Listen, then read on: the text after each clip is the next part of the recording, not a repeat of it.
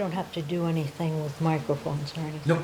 Okay, all right. So, anyway, I'm Shin'ei. Hello to all of you. And I'm Shin'ei.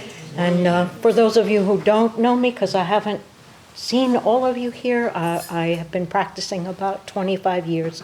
Started up formally and started up in Portland. My root teacher was Kyogen Carlson, who died about 8 years ago. And then I moved down here, and I've been practicing with Ejo for about almost 5 years now. So just a little bit about me. And I have some paintings that I'll pass around. And it has to do with the icon that I'm painting for the altar. That's one of the paintings. There'll be a second painting by another artist. And so we'll have a little bit of a show and tell. So, okay. So the title of the talk is What the Heart Knows, the Knot and Icons of Our Being. And White Serpent. The dark angel is the wilderness, dense forest and azure sky, the dry desert. Her temple a sanctuary, the eye within the soul. At the bottom of the labyrinth lies a seed, a tiny darkness, doorway into a vast open. What is it that washes through the shadows when the knot has eyes and tells its story? Once upon a time, a fierce opening forward or turning the mind back to enter the diamond body, the deathless, not whole nor complete, but beginning, the widening arc of ebb and flood. The white serpent, he weeps in rhythm with the rain. The women gather bones in a net and they hang them from the clouds. And the sounds of nature undulate in quiet vibration. And the sun's light strikes at the heart, jewels of a universe revealed. They fall from the clouds like rain, raining emeralds, rubies, and amber stars. The inner life like tracks on water, seeking of what might never have been imagined. What the heart knows, the knot and icons of our being. In the most profound sense, I have faith in something greater than myself, a within and around, a sense of something that knows what I need and who I am better than I do. I'm not pointing to a particular entity, but something inexplicable and mysterious. Robert Johnson, a Jungian therapist, used the term slender threads. I really like that. It is okay. We are okay. Sorrow, death, loss, as well as joy. There is a reason we are here, and something wants us here. Looking back at my life, noting a subtle logic within the trajectory, a logic shaped as much by what didn't work as what did work, maybe even more so transmuted out of what didn't work. No one wants to hear this, but being true to myself included being true to my own feelings of inadequacy, staying put in mishappen places, close to the difficulties, and true to a certain kind of misery. At every important juncture, the difficult beings, the difficulty in just being is present with us. And if we are to grow to full stature, we learn to get along better with ourselves, with others, and with our otherness. And this presents the necessity of stepping back, working gently and deliberately, learning to be attentive and learning to listen well. And all this in relation to the whole round of your existence, as we can't just be competent or cheer up. We are encouraged to stay close to the very things that vex us and take heed. And this can mean years of waiting, not even knowing what we are waiting for, just doing what I needed to do, becoming more myself, and this despite what the world says. What is it that is washed through and cleansed in the shadows, bringing us closer to a new threshold? A matter of orientation, a deepening perception of the direction forward, a greater familiarity with our own being and process, ever opening slowly, this ever taking time. Honing the ability to join the conversation with appreciation, a conversation mediated across our differences as well as our sameness.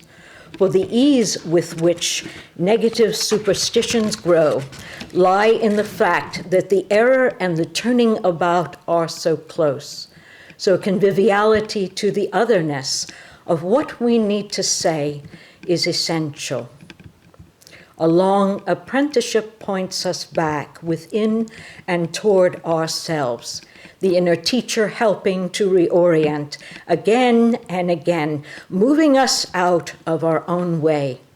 Where a day comes, stepping up to meet a core element in a life, a time where much has been gathered and there is no more work to do, except the most difficult undertaking of all, to stand alone with the task prepared, to listen and take the leap, to turn around, to turn the mind back, and stay close to what the heart knows, unique and incomparable, this very life I am.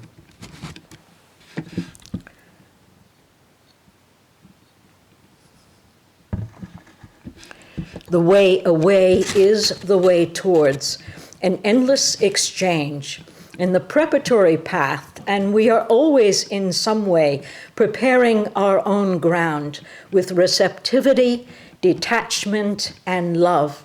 We enter within, yet passionate and fierce, opening outward, moving forward into the world again, to bear this seed of utmost possibility.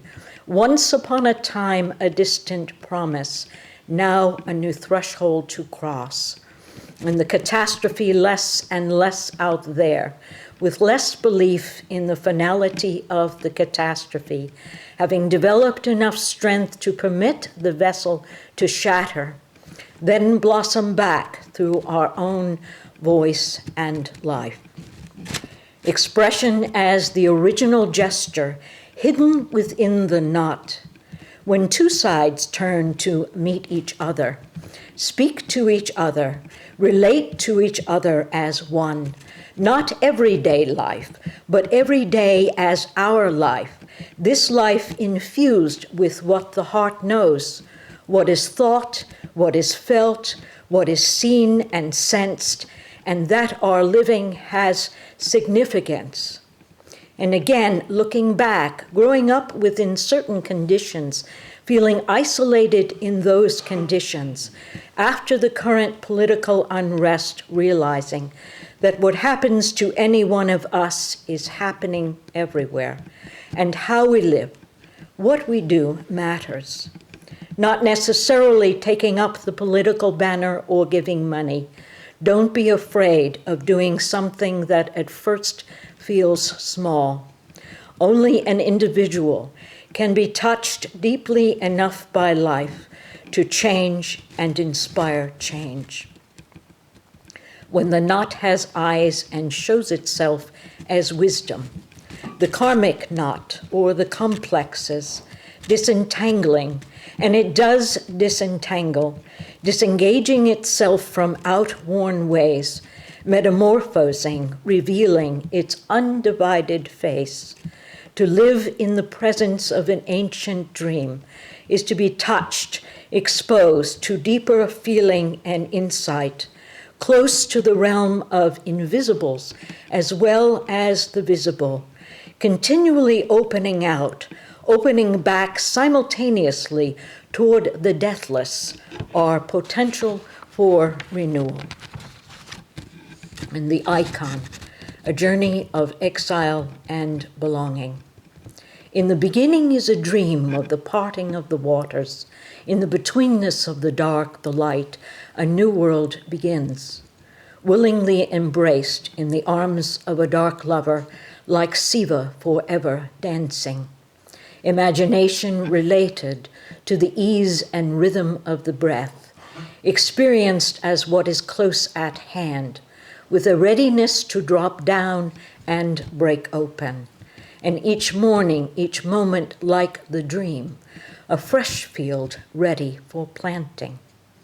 And the icon is an image infused within the dream, the reason of the heart, the what, the how, the where. The teachings speak directly to us. The search for what is individual and deeply personal within Scripture and the teachings, keeping them vital and alive. How we are moved by the imagination. Within us, a perception of otherness, images flowing on as the basis of a world, shapes, color, rhythm, and sound, pointing back toward the life experiencing through them. And I became an artist out of a profound need to find images and words integral to my life, a life embedded within an interior ancestral wisdom and a love of beauty and prayer. As a child, I first experienced these images, which I believe touch the core of my being. Images held in secret. I hid them so well. Later, I had to engage in a fierce struggle to recover them. The overpowering force of these images, when suppressed, broke out in untoward ways. I have been engaged my whole life in a quiet and persistent revolution, an intense yet gradual turning about, felt by me at least as the great matter. I found myself as an artist through long periods of isolation, and most of my creative work has been completed in relative solitude. Even as a student in a school program, I free-ranged, content on the periphery, educating myself. And this was unusual, as the school I attended exerted considerable pressure to conform to the current trends. There's nothing inherently wrong with the particulars of an art that is conceptual, political, or even rational, unless you happen to love to dream. In truth, concepts, politics, and the rational world would be better served through insight into the dream, into our true nature, and a more exacting sense of human and non-human nature. I think there is great fear around taking our places, quietly standing our ground. And I'm not talking about exerting our strengths, but harvesting from the space of our deepest compassion and vulnerability. Our inner figures and or outer, if they inspire imaginal wisdom, guide us through only as we profoundly know and love ourselves can we be perceptive and sensitive enough to know, love, and care for others.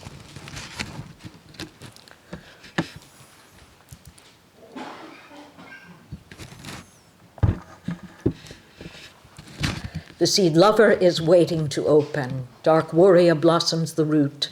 Deep memory contains both seed and wing as he flies on threads, transient and shifting. Who am I in relation to all beings? Experiences of self-doubt, self-criticism, or loss arising through me are opportunities of deepening faith, and the vow is primary. Learning to stay, I cultivate a deep presence, a presence greater than anything I think I might need, greater than anything I think I may want, a deep presence fostering a natural humility, gentleness, and modesty. The imagination heals and saves. It is a primary aspect of the greater fabric of justice, telling our story, taking our places in the greater story. And the white serpent with feet of fire, wings and sharp teeth, appears disguised in your dream. Beware, of the white serpent, her feet of fire with wings and sharp teeth, as she will bite you to remind you to listen attentively, consider more deeply the work of your dream, remaining close to your essential question, to discover and hold its character and the many facets, its pain burning away the dross, rekindling the interior fire. For the purpose of our holding to an absolute sense of negative thought feeling is to preserve the old, how we have become accustomed, to give fear a good home, a settled existence. And this is the story we have been taught to keep us in our places, whether we will or no. Why listen to the voice of the devil at the gateway? Why not travel on through? Fear and negativity that engender self or other condemnation are the myriad faces of our own confusion, sorrow, and death, and the quest as a journey of our longing and belonging, provoked through an actual physical and or our perception of exile. Happy circumstances certainly have the power to connect us, but usually it takes a powerful force to unhinge us from the familiar and reacquaint us with our edge. The theme of exile, home leaving, and return is a major theme in religious stories and mythologies, and this is the basis of the Tawil, the recitation of the Sufi poet philosopher, as explicated by Henry Corbin, French philosopher and mystic. What's interesting about the Sufis is that the practice is based more on feeling. And nothing bad about the Buddha, but he's not big on red energy and feeling energy. And so, and I think it is also that in the Indian tradition, they have, specific, a devotional practice, a practice that's more intellectually oriented for different types of people. Anyway, if you like Rumi and the Sufi poets. The quest of the lover for the beloved, the interior journey, a deeply personal exploration, the soul in its true nature, the soul coming home, residing in its city. As expressed in the poetry and writings of Federico Lorca, his Duende a power, not a work. It is a struggle, not a thought. Not in the throat, the duende climbs up from the soles of your feet. Duende wounds, a continual open wound. We all encounter at some point in our life profound feelings of exile, perceived as lost parts of our own person, as whole persons lost within a society, or through difficult events, divorce, death of a loved one, illness, a major rejection, usually accompanied by feelings of loss and or failure, or a momentary sense of loss that accompanies error and disappointment. The perception of being lost is a crucial aspect of the path, and not merely the impetus for return, and not a question of right and wrong, as we travel unwitting of the secret reason of our passion. Lost to whom? Lost for what? And the fruits of practice unexpected, something I might not have known to ask for.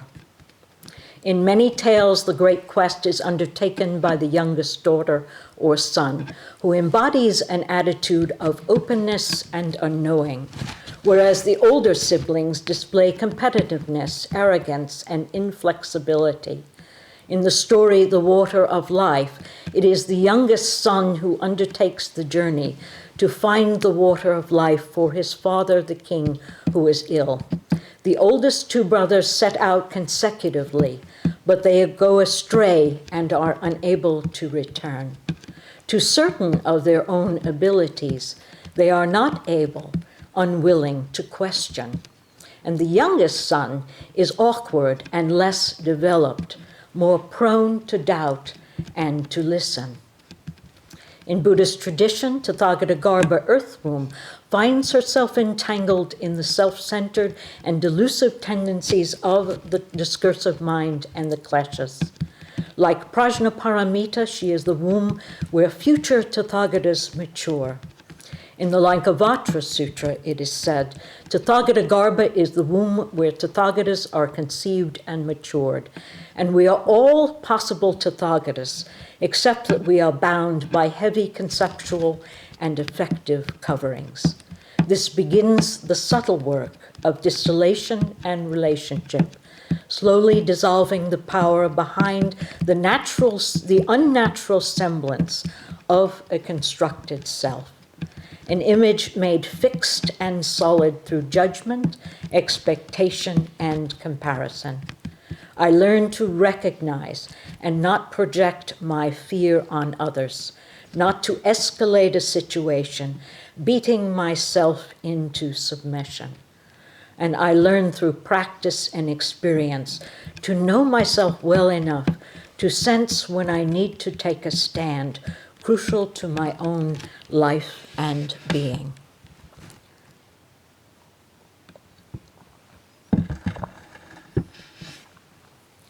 And the icon stirs innate intelligence of sight, insight, and meeting.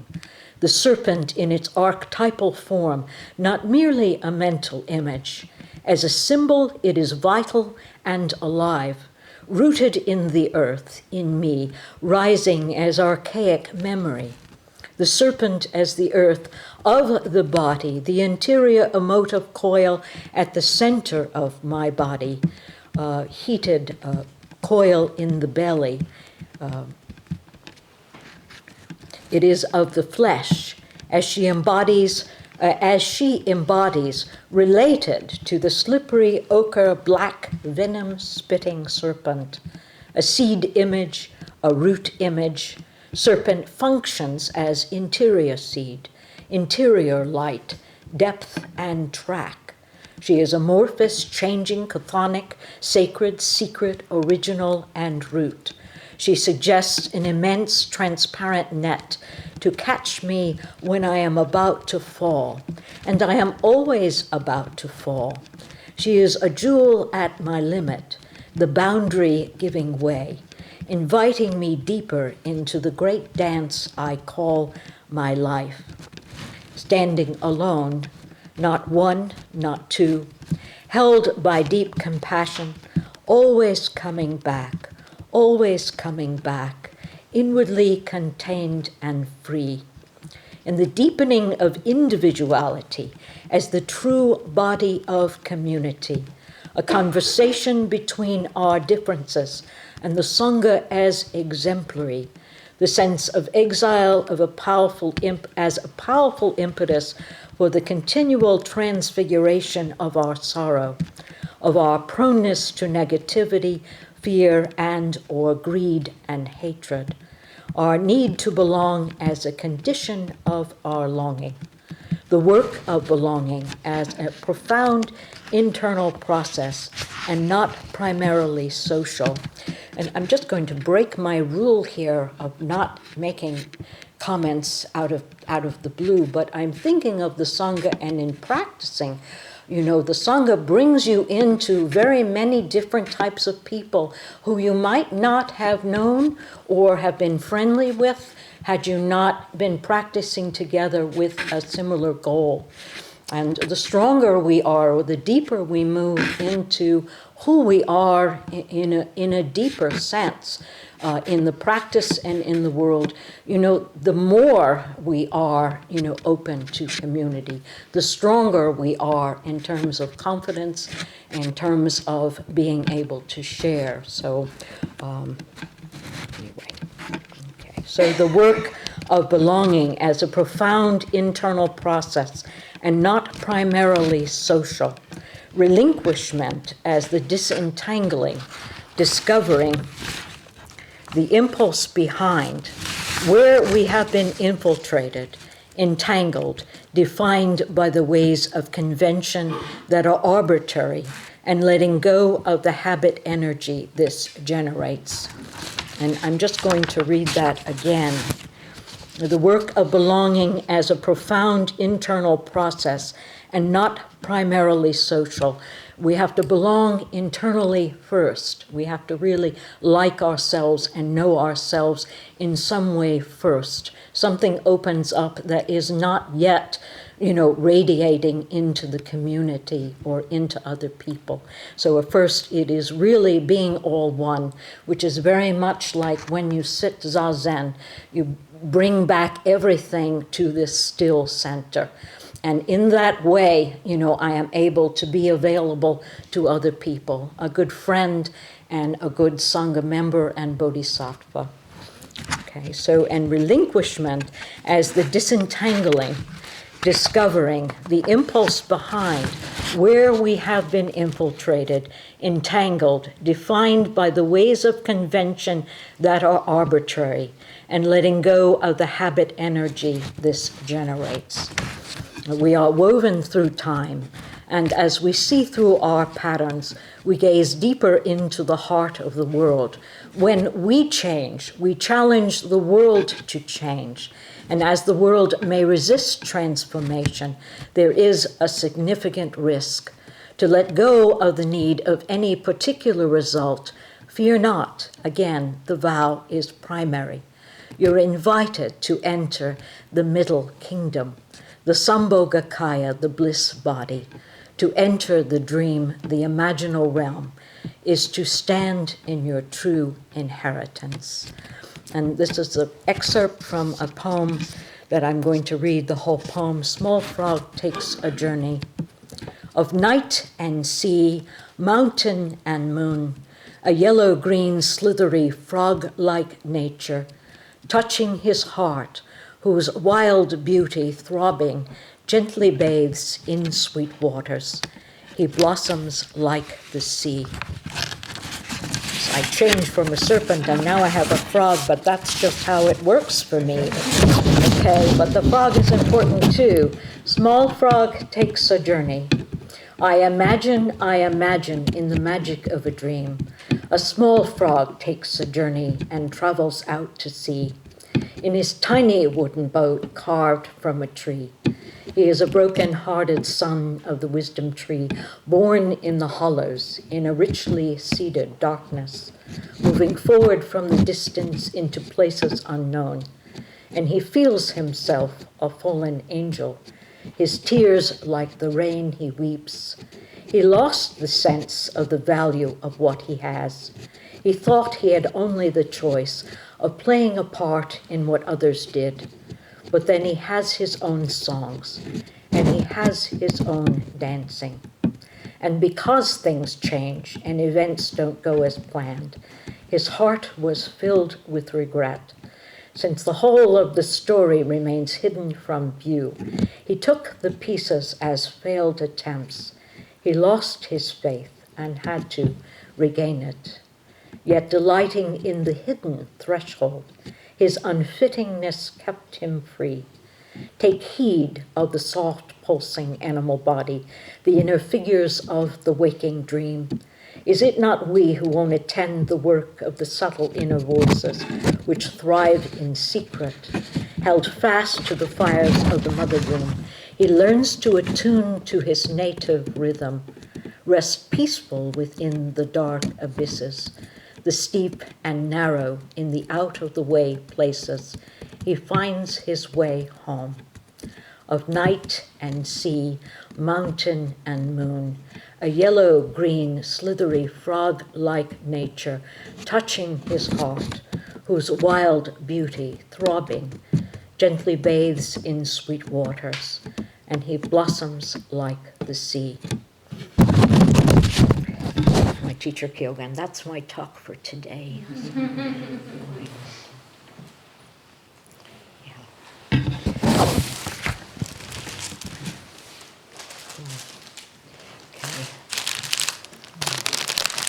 And then I'll answer questions. Yeah. There's a lot moving inside me after your talk, but what brought me to tears was when you were speaking about art and the call to doing art as a way of expressing yourself. as an artist myself, sometimes I find creative blocks and they are really, really difficult to move through. I'm currently more now, and I can kind of feel myself on the precipice of breaking through. But I wonder if you can speak more about that and your journey or the symbols that have been moving inside of you. You know, the thing is, the most important thing is that if I think of, you know, as being an artist, you know, it really is an intimation. It's intimation of an image I need to see, a sound I need to hear, you know, a gesture that I need to make. You know, what is it, you know, that something I really need to be, and, you know, that I don't know the word, you know, that compelled me to move forward without really knowing a reason why. You know, it's not something you really learn somewhere. So, you know, I find too, I have had what I thought were blocks, you know, but actually when I look back, they aren't blocks. They were really necessary spaces and gaps in the process. And it's part of the thing that we kind of get in the way. You know what I mean? We have this program up here, you know, in this, you know, taking care of day-to-day mind, you know, that has this plan, you know, but a lot of times, you know, I feel that something else goes on underneath the surface, and you know, if we don't get out of the way, then something happens to us to move us out of the way. So, you know, I find that the difficulties and the times when I couldn't write, times when I stopped and said, well, you know, this doesn't work, or I can't do it, or, you know, were really important times, and they taught me something. So it's like the wounded part of yourself, or the broken part of yourself, or the part of you that needs to step back, you know, really is wise. So, you know, it's okay and good to be lost. It's a big part of the creative process. And what my teacher said to me is, keep painting. You know, that was his advice to me. But, you know, you really want to respect the terrain and hold the question.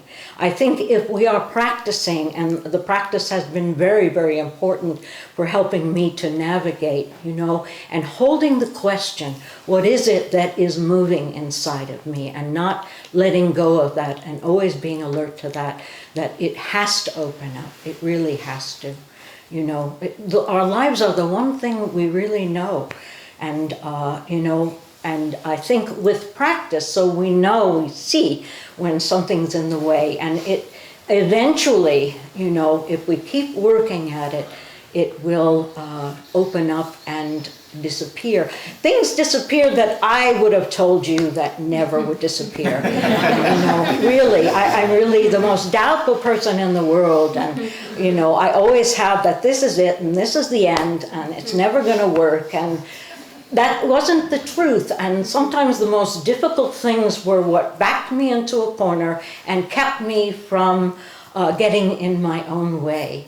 So there has to be a lot of trust, you know, do other things, try that, you know what I mean? There's no instruction, there's no book to tell you what you can do. But if it really is important enough to you, it just won't let go until, you know, you find the opening, or you find, you know, the place where you meet together. So, you know.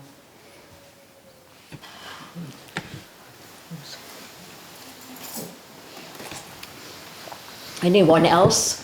I broke my rule. I never talk in the middle because I'm so worried about doing this that, you know, if I, you know, so anyway, anyone else have a question?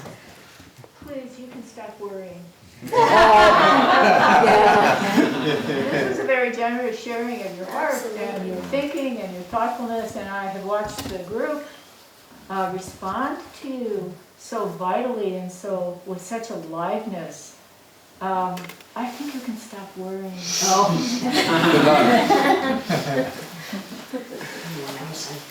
I can, yes. You were almost describing like a sort of like, to me it sounds like an artistic impulse in like your way of like being. I was wondering if you could speak more about that. I feel like I'm an artist, in my very person and not. And the arts actually, don't have as much to do with thinking, especially the visual arts. So it's really just kind of intimation and feeling. And a lot of the writing isn't, it's not just words, it's really how I practice and, what the practice is, my creative practice and my spiritual practice, and that I really believe in something that is alive inside of me, and I feel that presence alive inside of me. And so I trust that, again and again, I have learned to really trust that, so.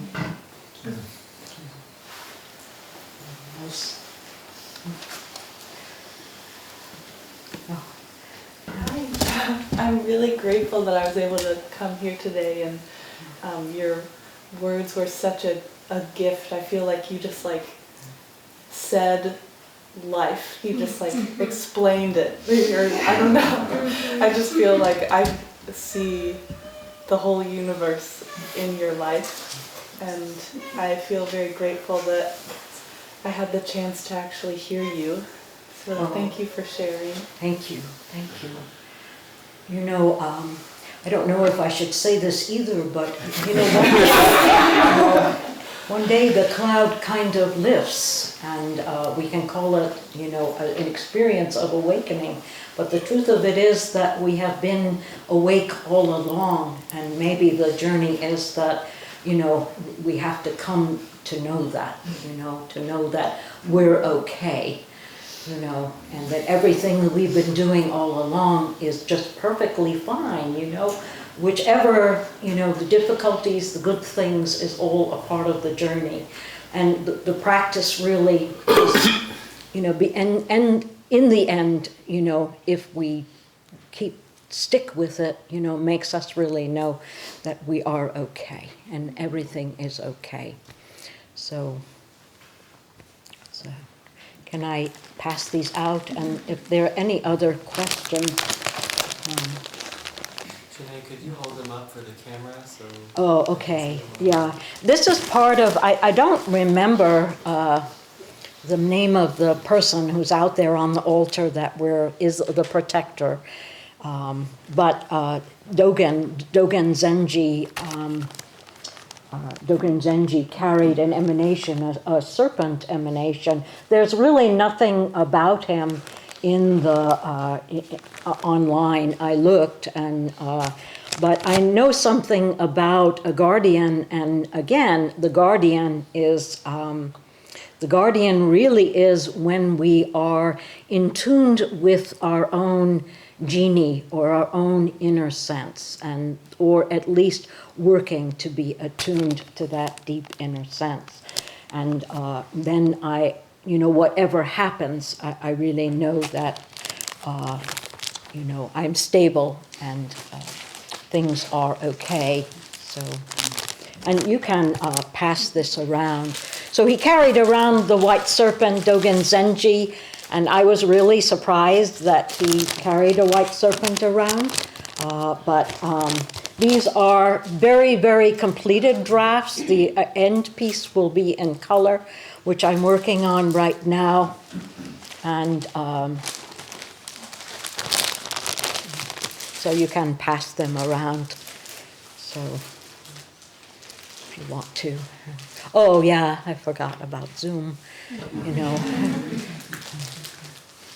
Shin'ei, can I ask you a question? Sure. It seems like dominant themes you've been talking about, this anxiety or own worry at times, and at least the narrative I have moving in my heart is that it's taken this form of us meeting here in a deep respect of this kind of hall right now, for you to let something so fragile and beautiful, and use the words like subtle and respect and listening, deep listening. And so in one sense, there's this kind of pure and free and beautiful and perfect from the beginning, and in another sense, an enactment of sacredness to bring it forward. that it seems like has been present in your life of practice. I wonder if that strikes anything for you, if you could talk about the dynamic between the caretaking and the bringing forward from practice and the present from the beginning and the anxiousness that seems to be a part of that. You know, a lot of the anxiousness is actually also a part of who I am. And, you know, if you think a lot about your anxiety, it's also how you are, you know, true and enlightened person as well. So they're not really separate at all. I think that in our moving in the world, and the world actually is part and parcel of the difficulties that we have, and the world is not always, and I'm not here to diss the world, but the world is a difficult place and a good place that sets up, you know, challenge and, you know, if I am this way and the world says, no, you have to be this way, and I'm trying to fit into something that just in a powerful way isn't working, that sets up a lot of problems and difficulties. And, you know, but that's also part of the working. Then I know something about the direction I need to go in.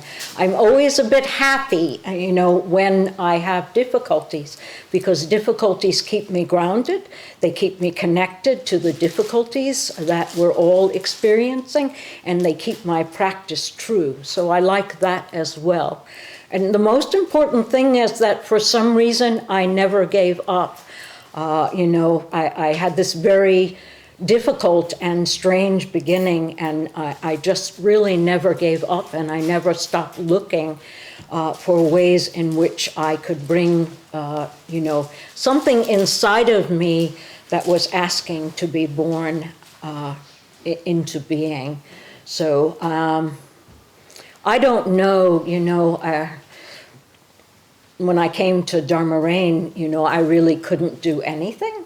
I couldn't really, I wasn't able to talk. I wasn't able to take a job or even a simple job. So, you know, but they're always, because I always had this space that was my artwork and spiritual practice, there always has been this happiness, this joy in my life. And because your life won't always go the way you would like it to go. And I'm trying to say something about this greater fabric of justice, this great justice that is the Buddha or the Dharma realm, where we learn techniques and skills and to be with ourselves and others in ways that we can be accepting of all of those things that don't work as well as those things that work. And, you know, it really makes the difference. And I think, you know, just I was a part of I don't know what they call the mando for the Shuso at Dharma Rain, and I realized, you know, she had it that there's you know, there's this boundless field and there's this isolated being, and I had to realize that the isolated being that I was, and still at times fall back on, was really the one who found a community, found my teacher, you know, and it's not that you should stay in isolation, but you have to realize the value of the things that don't work as well as the things that work. So there's no boundless field actually to get to. You know what I mean? That it's all of a piece. And so, you know, there's no separation. And so as you work, you just kind of become more familiar. Like negativity. Negativity can cause, you know, me to feel that doom is coming or my life is ending. And I used to spin out of control, you know, for many, many, you know, could be weeks, you know, actually. And now, you know, I recognize negativity as maybe a potential symptom, something I have to look deeper into. And, you know, I can let go of it, you know, much more quickly. And so the negativity is a positive thing in a way, and it's more the relationship that I had with it. So it's learning to be with all of these things that are really there to help, and, or at least we can find some, some way to relate to them. What goes on inside, what goes on outside. And so it's really about relationship. And I'm no longer addicted to negative feelings, or for me, self-criticism and negativity that could take me down into the hell realms, and be so destructive. And now, I recognize it, I know it. It hasn't gone away, but, I know how to be with it. So they don't leave, they don't go away, but, we learn how to be with these things so that they're not destructive and we use them well.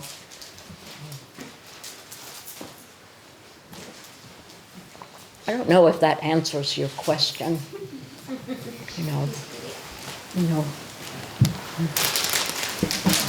I really like this little frog story at the end that you told. And in Japanese, the word for frog is kaeru, which is also the same word as coming home, to come home. I felt like your presence and your talk really ended that way, and kind of an invitation to come home and get frog. Yeah, well, that's interesting. That's what I mean. You see, it's unplanned. Did I know you were going to be here and say this, and I just picked a frog and made a poem about a frog? But that's what I mean, We're not really alone. Really, I know this now, that there's something that is a part of us, that carries us through. And,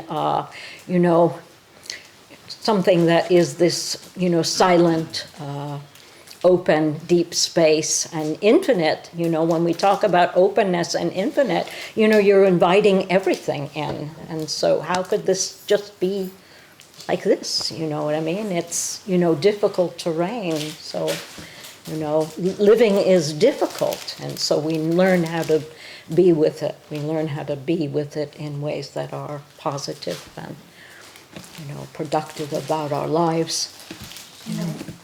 You used the word justice, and I in your talk, and then just a few minutes ago, and I love the fact that you use the word justice. It's something that doesn't seem to be used up much in this context, and I guess maybe I'm thinking of it as faith and trust and along those lines. But could you speak a little bit more as to your use of the word justice in that context?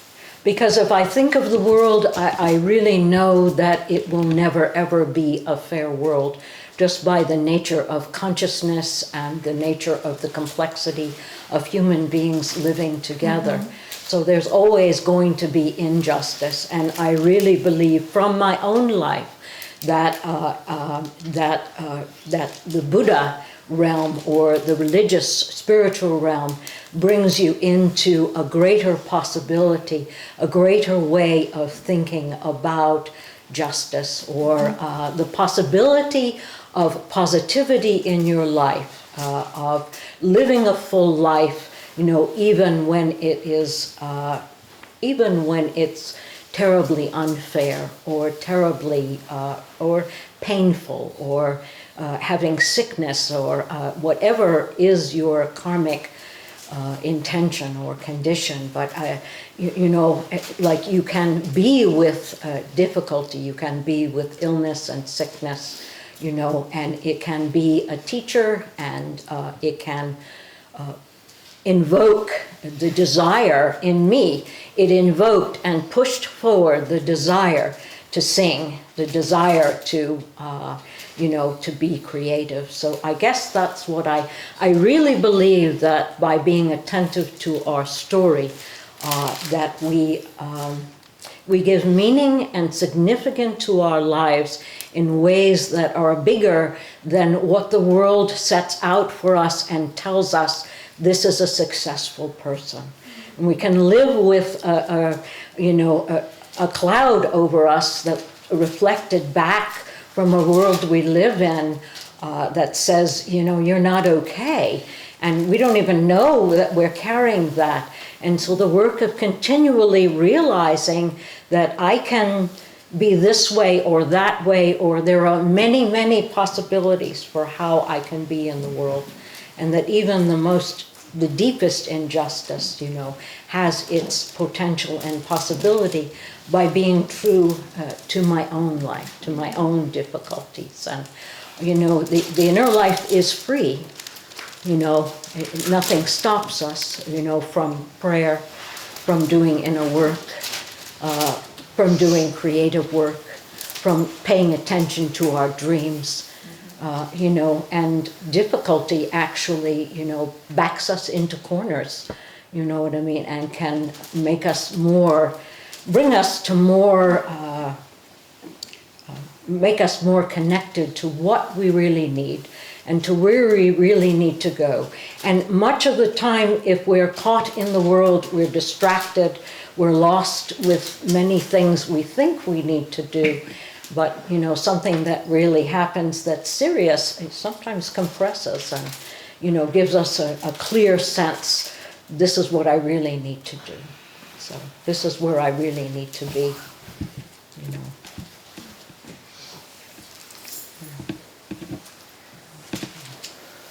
I don't have the time.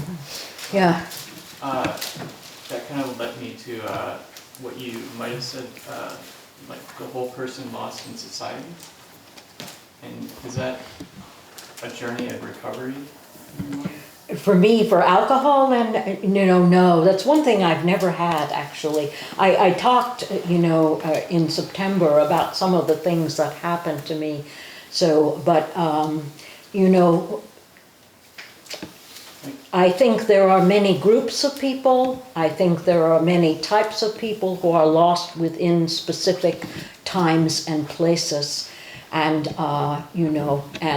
it can be an actual feeling of exile, or it can be just my perception of something.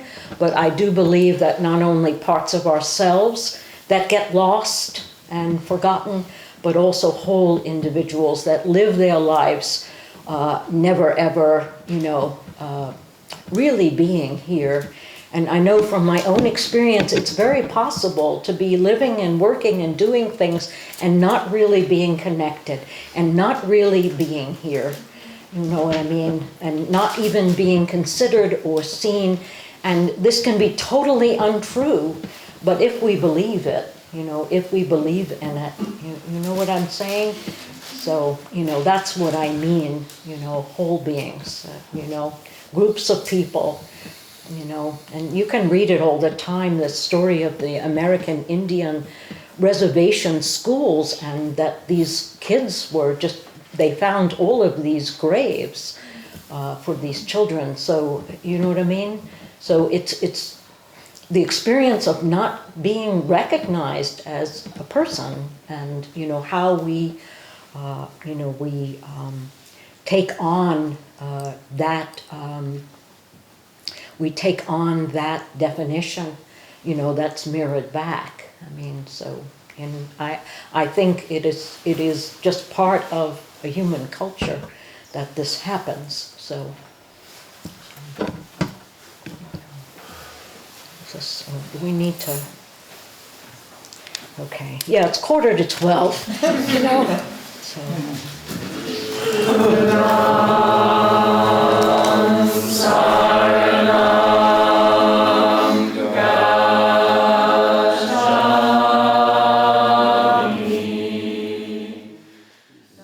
This and all our teachings are offered free of charge. If you would like to make a donation, please visit our website at buddhaeye.org and click the donate button at the top of the page. Thanks.